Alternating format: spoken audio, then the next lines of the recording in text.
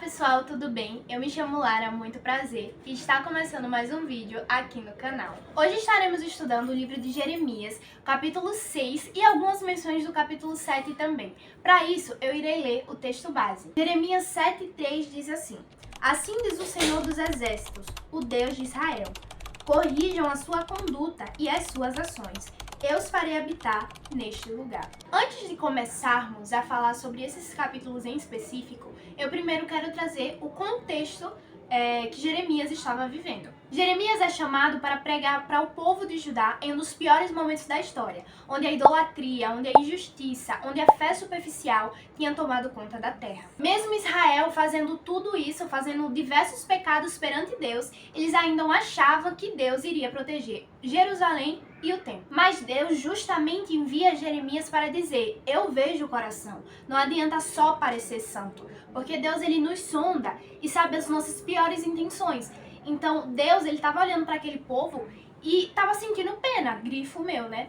Tava sentindo pena, como é que o povo que estava fazendo todas aquelas injustiças perante Deus ainda queria que Deus o livrasse? É meio hipócrita, né? Mas nós somos hipócritas.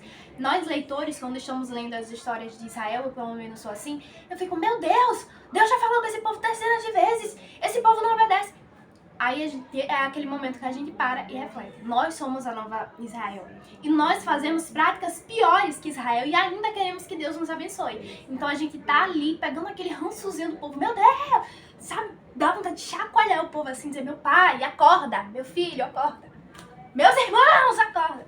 Mas no nosso dia a dia a gente está fazendo as mesmas ações que eles, ou até mesmo piores. Primeiro ponto: todos agem com falsidade. É uma parte do versículo que está no capítulo 6, no versículo 13, que até os líderes espirituais estavam corrompidos.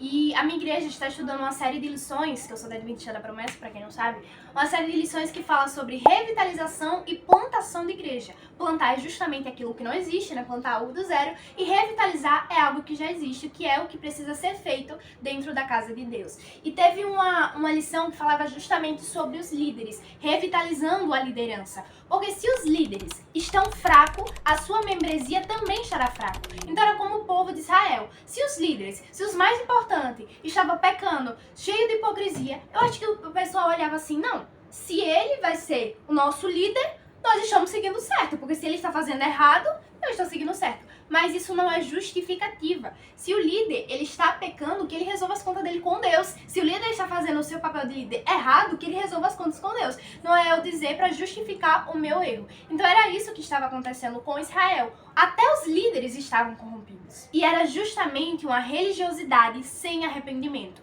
Não existia eu dizer que sou crente, que eu sou cristão, que eu vou da igreja todos os dias, tendo religiosidade, eu não posso fazer nada, eu não posso sair pra lugar nenhum, que tudo é pecado, tudo é do diabo, mas eu não tenho arrependimento das minhas ações. Então pra que ter tanta religiosidade se não tem arrependimento? Hoje, o Senhor também ele está olhando os bastidores dos nossos corações, porque antes que a gente venha pronunciar uma palavra, o Senhor já sabe, porque o Senhor, Ele é. O segundo ponto também é um grifo de um versículo, também todos vão ser, todos os pontos, que fala que curam superficialmente as feridas do meu povo, dizendo, vai ter paz, a paz, quando não existe paz. Esse versículo está no capítulo 6, versículo 14, né, que fala sobre isso, que o povo estava como se estivesse passando um pano na ferida do povo, contando mentiras, né? Vai ter paz, o Senhor vai proteger Jerusalém, o Senhor vai proteger o templo, enquanto não estava existindo paz, né? Então os líderes estavam ali apaziguando a situação, mas estavam contando mentira, porque o Senhor não estava fazendo nada daquilo. Ao contrário, Deus estava desgostoso daquele povo que não obedecia os seus mandamentos, não obedecia às suas leis e ainda contavam mentira para apaziguar a situação. As pessoas elas estavam querendo mensagens positivas e não a verdade. Jeremias a todo tempo está dizendo, povo, se acordem, vai acontecer. E diz que nenhuma pessoa se arrependeu, mas Jeremias estava fazendo a sua parte, estava ali comunicando. É tanto que ele é apelidado do profeta chorão, né? Eu até me identifico um pouquinho com ele, só um pouquinho. Que ele anunciava a mensagem da libertação, anunciava a mensagem e ninguém cria, ninguém escutava. E ele vivia o tempo todo chorando, Deus, me ajuda, ajuda esse povo, eu estou vendo meu povo morrer. E Deus estava dizendo, não tem jeito mais, porque eu estou apresentando, eu enviei profetas, eu falo, mas o meu povo carece de entendimento, o povo não quer ouvir a minha voz. Então não tinha o que Deus fazer, se o povo estava com o coração endurecido, Deus não ia entrar de supetão metendo chute na porta. E muitas das vezes, nós fazemos igual aquele povo, porque nós queremos palavras que confortam, não palavras que confrontam o nosso pecado. Nós não queremos que ninguém venha e dizer que nós estamos errados, porque a nossa natureza humana é assim. O meu ego tem que estar lá em cima e Cristo aqui.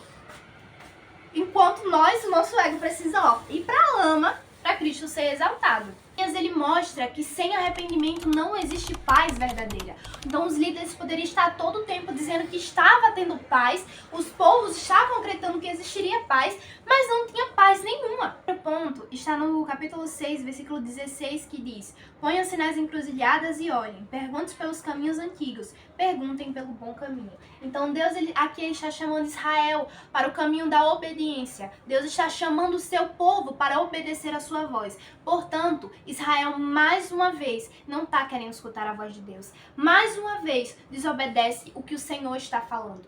Quando você sente que está perdido espiritualmente, Deus te chama para você parar, olhar e voltar para o caminho.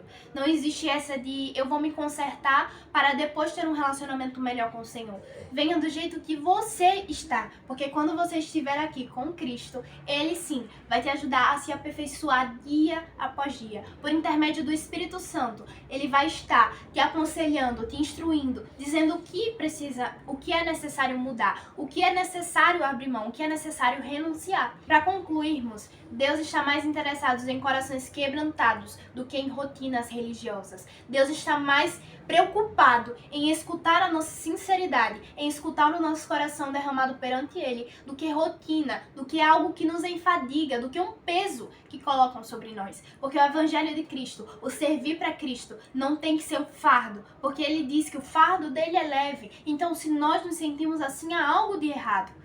Talvez não é nem o que Deus está pedindo, mas somos nós que estamos nos sobrecarregando. Deus não é só aquele pai que passa a mão na cabeça dos erros do seu filho, mas Ele nos chama ao arrependimento verdadeiro, ao arrependimento dia após dia, em uma vida contínua de santidade, porque nunca vamos ser santos o suficiente, mas nós estamos no caminho da santidade, e eu posso ser santo 1% mais que ontem, eu posso ser santo amanhã 1% mais que hoje, e é assim a vida com Cristo, dia após dia, crendo numa só palavra, crendo numa só fé, crendo em um único Deus, porque Ele merece a nossa obediência. Deus quer filhos obedientes.